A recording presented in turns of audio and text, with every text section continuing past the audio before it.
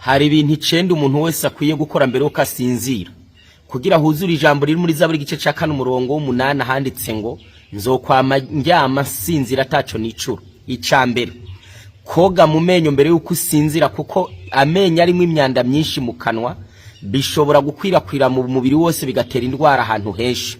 Icakabiri sinzira heza amasaha 2 kugeza kuri 3 wariye kugira ngo ibyo kujya bibe byavuye mu mushishito, kandi wirinde kujya amavuta yo mwijoro, kandi kuba yakunda baze bajya makeya kuko byo kujya birimo amavuta biremerera igitigu mu gukora digestion, kandi iyo umuntu ariye agaca ryama ashobora kugira ibintu by'amayerekwa y'ibinyoma mwijoro, kazirota mengo ugiye mwijoro kazabaza ngo nyene wabaye mukirisu, ibyo bitwara hallucination, ushobora kugira indoto mbi zo bitwa koshemar, kazirota ibintu bikugwako n'ibintu byo mu mama n'imanga n'ibiki byose, ubyuka utagira apeti cyangwa ukabyuka udashaka kuvuga. Biri mu gitabo citwa Savoir Manger page 266.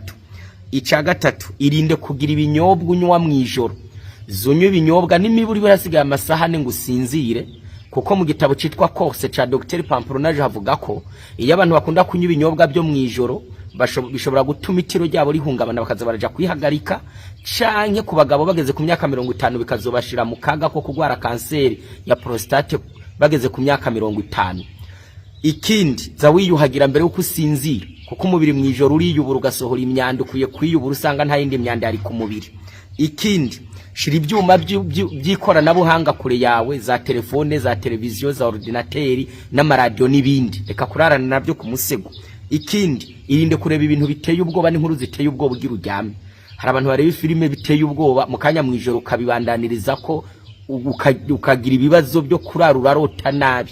Ikindi irinde gusinzira washwanye n'abantu canke washavuje abantu kuko nabo bateye itiro ribi. Ikindi ntukanywe ikawa mwijoro kubasanzwe barinywa nahari ribi kuko rituma udasinzira. Ikindi iyuzuze n'Imana uyuzuze na bagenzi bawe, saba imbabazi Imana, saba imbabazi bagenzi bawe, wirinde kuryamanya amadeni y'ibyaha n'amadeni yabo wahemukiye. Ibyo bintu nibyo umuntu wese akwiye gukora mbere yo kwasinzira, tubyitwararike.